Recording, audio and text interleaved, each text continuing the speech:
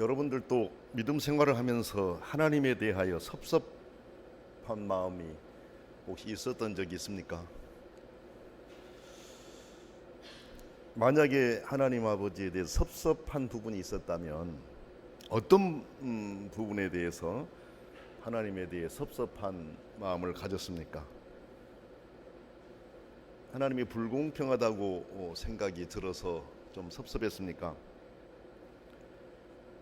나에게 보다 적극적으로 다가오시지 않는 것 같아서 섭섭했습니까?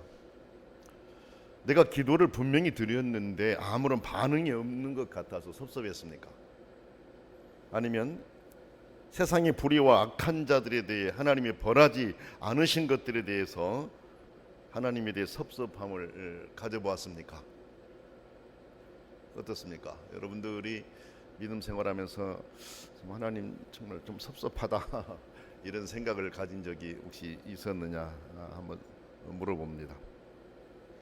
사람들은 완전하지 못하기 때문에 그런 생각이 빠질 때가 있습니다. 하나님을 전적으로 신뢰하고 하나님을 진정으로 사랑한다고 고백하면서도 마음 한구석에서는 하나님을 향한 그런 불만 섞인 생각이 일어날 때도 있다라는 것입니다. 그래서 우리는 늘 불가능한 가능성을 향해 나가야 됩니다. 우리 힘으로 완전케 될 수는 없지만 주님이 주신 은혜 안에서 날마다 우리를 훈련하고 고치고 다듬어가면서 하나님의 온전함처럼 그 자리로 나아가야 하겠습니다. 나가려고 또 힘써야 하겠습니다. 오늘 하나님의 말씀을 보면 아삽이라고 하는 시인이 잠시 하나님을 향해 섭섭함과 불만을 품었던 것을 기록해서 우리에게 전해주고 있습니다. 하지만 그는 곧바로 자신의 잘못을 뉘우치고 하나님의 신실하심으로 다시 돌아오게 됩니다. 이 시를 보면서 오늘을 살아가는 우리들의 모습을 투영해 보게 됩니다. 아삽에게 하나님을 향한 신앙이 없어서 불만을 품은 것은 아닙니다. 의문을 품은 것도 아닙니다. 그는 하나님 아버지를 향한 신뢰를 갖고 있었습니다. 1절 말씀 보니까 그는 하나님이 참으로 이스라엘 중 마음이 정결한 자에게 선을 행하시나니라고 고백합니다. 이것은 하나님을 인격적으로 신뢰하고 있다라고 하는 증거입니다. 하지만 그는 이어서 자신의 속내를 그냥 고스란히 드러내고 있습니다.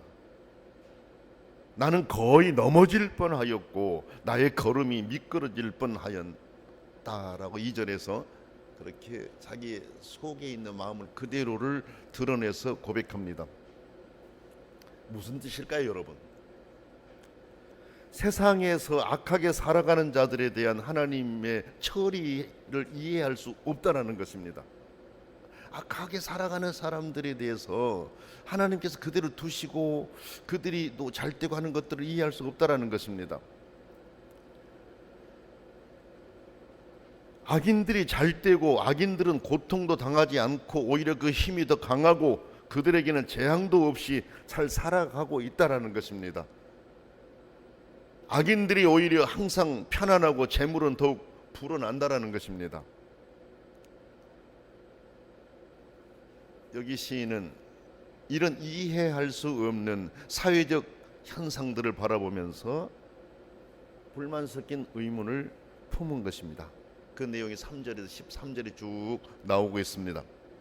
반면에 자신은 종일 재난을 당하고 아침마다 징벌을 받았다라고 밝힙니다.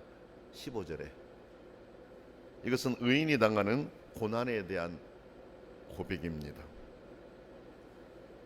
여러분, 아삽이 이런 고민을 하게 된 데는 당시 상황이 그대로 반영된 것입니다. 왜 그러냐면 이 시편을 지을 때 일반적으로 통하던 당시 생각에 따르면 하나님을 기쁘시게 하는 행동의 증거는 번영이고 고난은 죄에 대한 벌이다.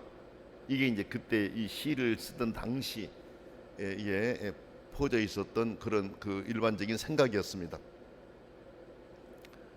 그렇게 생각하던 시대에 어떤 사람이 하나님께 순종했음에도 불구하고 불행, 고난을 당하게 되자 그는 의문에 빠져 이런 질문을 하는 것입니다.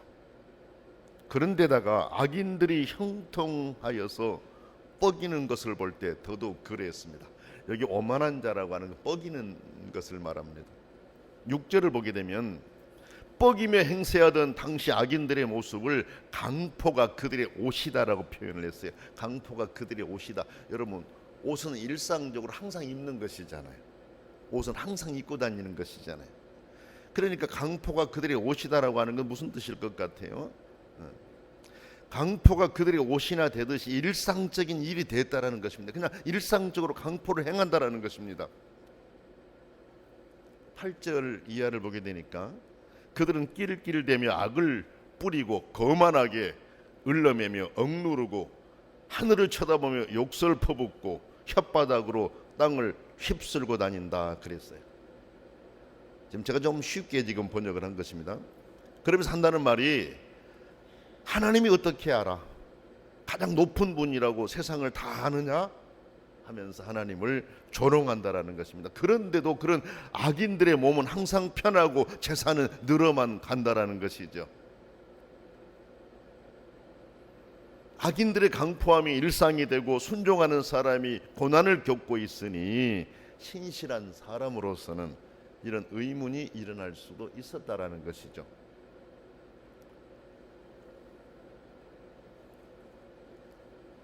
그 의문이 지속적으로 계속되면서 실망해버리고 자기도 넘어져 버릴 수도 있어요. 그런 경우도 있지 않습니까?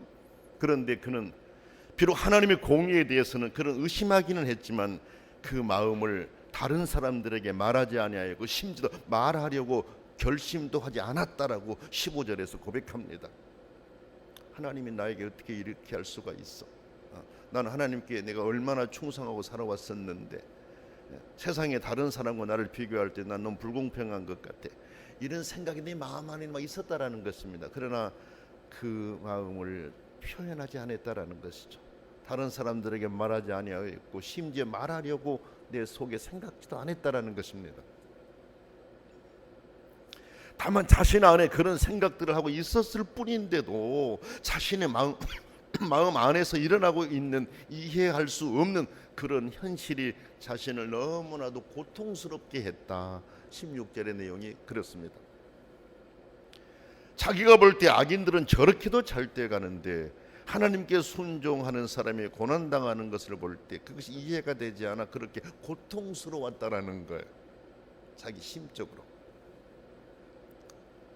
그런데 여러분, 바로 그때 하나님께서 그에게 깨우침을 주셨습니다. 언제 깨우침을 주셨다고 했습니까? 17절 보니까 하나님의 성소에 들어갈 때 그들의 종말을 깨달았다 그랬습니다. 여기 시인은 부조한 세상의 일들을 자신의 힘으로 이해하려고 노력했지만 실패했어요. 왜 실패했습니까? 인간의 지혜의 한계 때문에 그렇습니다. 그래서 그는 그 문제를 가지고 하나님의 성소로 들어간 것입니다. 무엇하러 들어갔을까요? 그렇습니다. 기도하기 위해서 그 문제를 가지고 하나님의 성소를 찾은 것입니다. 자기 생각으로 다 해결하려고 한 게 아니고 자기 생각으로 해결하다가 넘어져 버리는 그런 사람이 아니라 그 문제를 안고 성소로 들어갔어요. 하나님께 기도하기 위해서 들어갔다라는 것이죠. 하나님의 성소는 하나님의 말씀 곧 율법책이 있으며 또 하나님께 기도할 수 있는 곳입니다. 그래서 여기 시인은 하나님께 성소로 들어가 기도하면서 그 의미를 깨달았다고 했습니다. 하나님 아버지가 계시는 곳에서 한 가지 진리를 깨닫고 그 진리에 비추어 보니 그가 고민하던 삶의 모순이 저절로 풀렸다. 18절 20절의 내용입니다. 그러면 그가 기도하면서 깨달았던 게 뭐예요? 악인의 번영은 잠시다 라는 것입니다.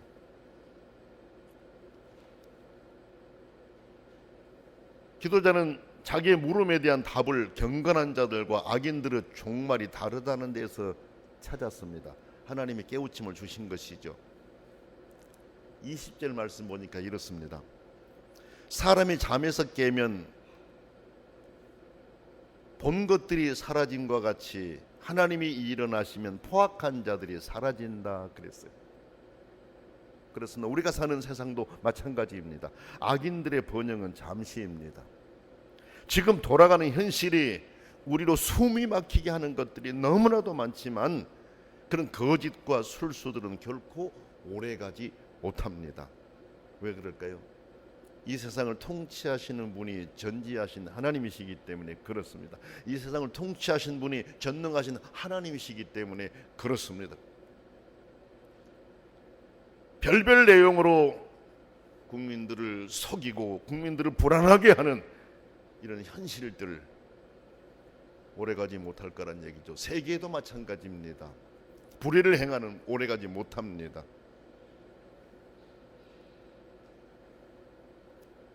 여기 시인은 하나님께서 그 사실을 깨닫게 하시는 순간 지금까지 자신이 가졌던 생각들로 양심에 찔렸다 그랬어요. 그걸 깨닫고 나니까 양심이 찔렸다 그랬습니다. 하나님에 대해 품었던 잘못된 것들을 회개한 것입니다. 그 21절의 내용입니다. 깨닫지 못할 때는 여러 생각들이 들고 하나님 아버지께 대한 의문들이 있었지만 깨닫고 나니까는 부끄러웠어요. 하나님께 죄송한 마음이 들었습니다. 여러분, 우리 행위를 돌아보면서 하나님 앞에서 찔림이 있고 자복이 일어난다면 나는 믿음 생활을 잘하는 성도들이다 이리 생각하면 됩니다. 하지만 아무런 찔림도 없이 내가 하는 모든 것이 정당하다고 생각한다면 우리는 바른 믿음에 서 있다라고 보기가 어렵습니다. 왜 그러냐면 우리는 다 죄인이기 때문에 그렇습니다. 여기 시인은 자신이 매우 무지한 자이며 주 앞에 짐승이다라고 자복합니다. 22절에서 여러분, 그래요. 바람직한 믿음 생활이란 일을 많이 하고 이루어 놓은 업적도 귀하지만은 매 순간 하나님 앞에서 부서지고 깨어져 철저하게 회개하는 신앙, 이 신앙이 바른 신앙입니다. 바른 신앙입니다. 여기 시인은 잠시 품었던 부끄러운 생각들을 정리하고 다시금 본연의 모습으로 돌아갑니다. 그 안에 그의 진실한 신앙의 모습이 잘 그려져 있습니다. 말씀을 통해 기도자가 확신하게 된 바는 하나님과 교제함이 삶의 여러 가지 위협의 직면에서 참된 것으로 입증되었고 죽음 때문에 이 교제가 중단될 수 없다라는 것이었습니다. 죽음이 끝이 아니라 죽음 후에도 하나님과 교제는 지속된다라는 것을 깨달았습니다. 그래 그는 항상 하나님과 함께한 믿음의 사람이었다라는 거, 이걸 그대로 보여줘요. 23절에 나옵니다. 평화로운 교 성도 여러분, 이 말씀을 들으면서 당황스러운 삶의 현실 속에서 잠시라도 우리 생각 속에 하나님을 향해 원망의 마음을 가졌었다면 기도자처럼 다시금 하나님을 그렇게도 사랑했던 본연의 내 모습으로 돌아갑시다. 그 자세가 하나님 안에 있는 본래의 나이기 때문에 그렇습니다. 할렐루야.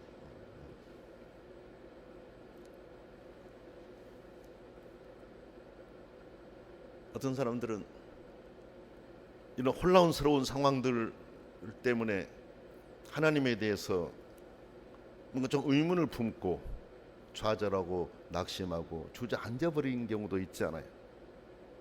인간이기 때문에 그럴 수는 있다는 것이죠. 그러나 나의 본 모습은 그게 아니잖아요. 그렇죠? 내가 주님을 사랑했던 내 모습은 그게 아니잖아요. 그래서 본래로 돌아온 겁니다. 이 시인이 그랬다라는 것입니다.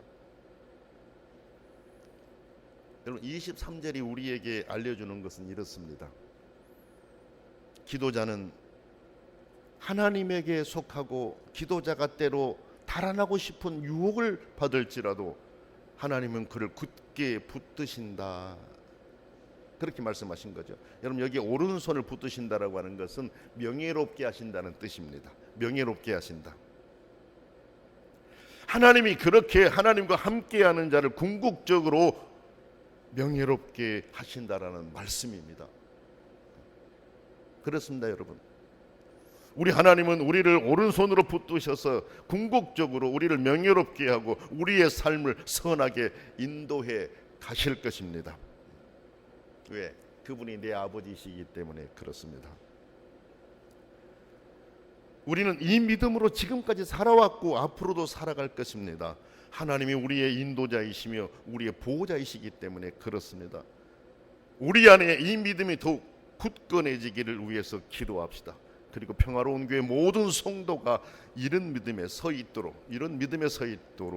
함께 서로를 위해서 기도합시다. 24절을 보면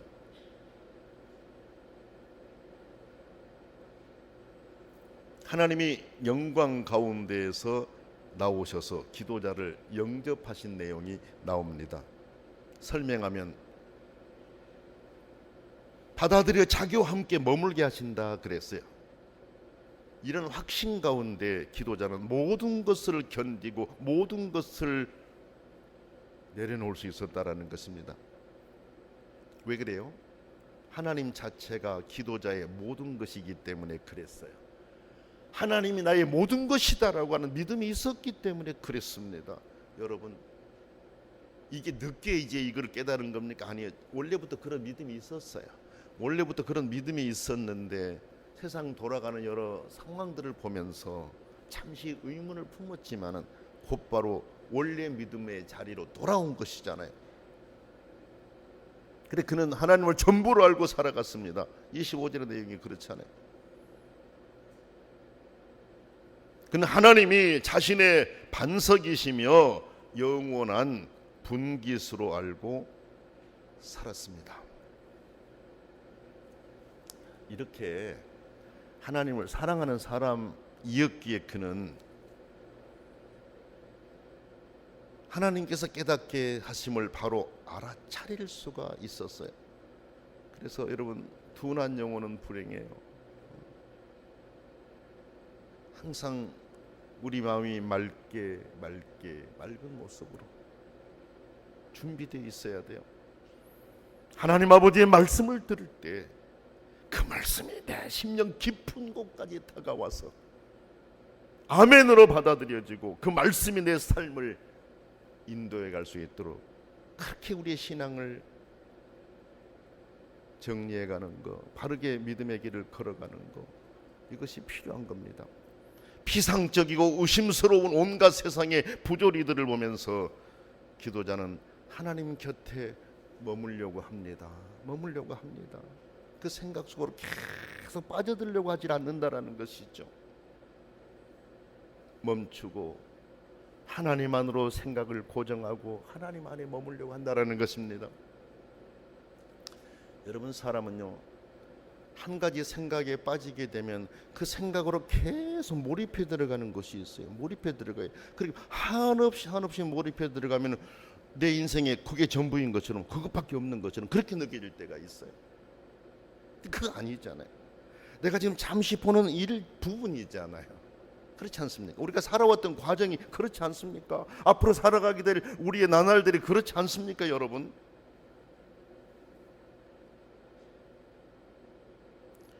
그래서 여기 시인은 그렇게 피상적이고 의심스러웠던 온갖 세상의 부조리들을 보면서 그는 하나님 곁에 머물려고 한 거고, 그래서 하나님과 교제함으로써 기도자는 사라지지 않는 복을 받습니다.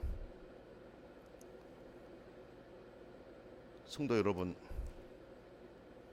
하나님께 가까이함이 내게 복이다 그랬습니다. 아멘. 28절 아닙니까? 하나님께 가까이함이 내게 복이라고 고백합니다. 이렇게 고백하기 전에 이 시인이 어떤 상황으로 빠져들었었어요? 넘어질 수 있는 상황이었지 않습니까?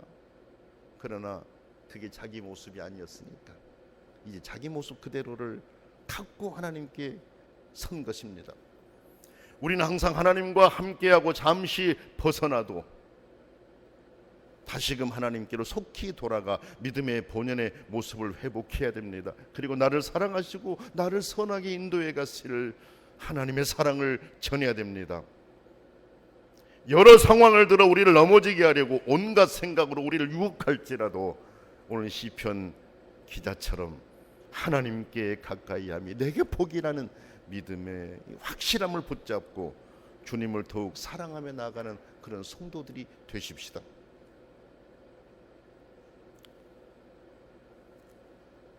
최근에 어느 책을 읽었었는데 비트겐슈타인이라는 분이 있어요. 비트겐슈타인은 분이 그 수수께끼가 참 유명해요. 수수께끼가 유명한데 그 수수께끼 가운데 그림이 하나 그려져 있었어요. 오리 같기도 하고 토끼 같기도 하고 제가 볼 때는 오리 같았어요. 그런데 수수께끼 제목은 그겁니다. 이것은 토끼입니까 오리입니까? 하나는 이제 그림을 하나 그려놓고 그 밑에다 이제 그 질문한 것이죠. 아직 완성되지 않은 머리 부분만 대략 그려놓고 그 그림이 토끼인지 오리인지를 묻는 것입니다. 아직 그림이 완성되지 않았기 때문에 어떤 생각을 가지고 보느냐에 따라서 토끼로도 보이고 오리로도 보일 수가 있어요. 그의 대답은 간단합니다. 무엇에 둘러싸여 있느냐에 따라서 그 정체가 정의된다라는 것이었어요. 얼른 보기에 토끼도 같고 오리도 같은 그 머리 그림이 토끼 무리의 그림에 둘러싸여 있으면 토끼 그림이 되고 오리 무리의 그림에 둘러싸여 있으면 오리 그림이 된다라는 것이죠. 오리로 보인다라는 것입니다. 이 질문에서 비트겐슈타인이 말하려고 하는 것이 무엇일까요? 세계는 항상 해석된 세계라는 것이에요. 우리는 내가 누구와 어울리느냐에 따라서 내가 다르게 드러날 수 있다는 것을 기억해야 됩니다. 내가 함께하는 사람에 따라서 내 생각이 다르게 나타날 수 있다는 것도 우리가 기억해야 됩니다. 그리고 내가 어떤 생각에 사로잡혀 있느냐에 따라서 나의 삶이 그 방향으로 끌려갈 수 있다는 것도 기억해야 됩니다. 오늘 말씀에서도 시인은 처음에는 세상을 보면 의문으로 가득했지만 성소로 들어가 하나님과 교제하는 순간 그 마음은 편안해졌고 희망을 보았습니다. 그래서 하나님과 함께함이 내게 복이라는 결론에 도달하는 것입니다. 사랑하는 평화로운교회 성도 여러분, 지금 내가 서 있는 지점은 어디입니까? 기도하겠습니다. 거룩하신 아버지 하나님, 우리가 하나님의 자녀로 하나님 아버지를 사랑하고 우리 생에 아버지가 전부임을 고백하며 살아가지만 삶의 여러 일들이 나를 실망하게 할 때, 지치게 할 때, 때로는 하나님에 대해서 의문이 일어날 때도 있습니다. 시편 기자가 그랬습니다. 그러나 그는 그 문제를 머리로 풀려가지 않고 하나님께 그 문제를 가지고 나가 기도로 풀려고 했습니다. 기도할 때 하나님께서 그에게 깨우침을 주셨고 해답을 주셨습니다. 귀하신 아버지 하나님,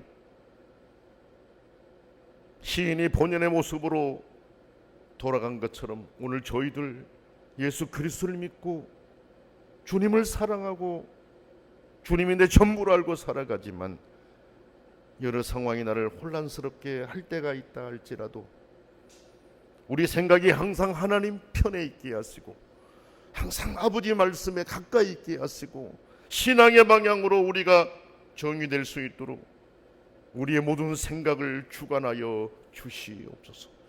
항상 내가 어느 지점에 서 있는가를 점검하면서 하나님과 함께 내게 복이라고 하는 믿음 고백하며 살게 해 주옵소서. 그래 주의 은혜로 충만케 하시고 성도들의 마음에 평안을 주시옵소서. 예수님의 이름으로 간절히 기도드립니다. 아멘.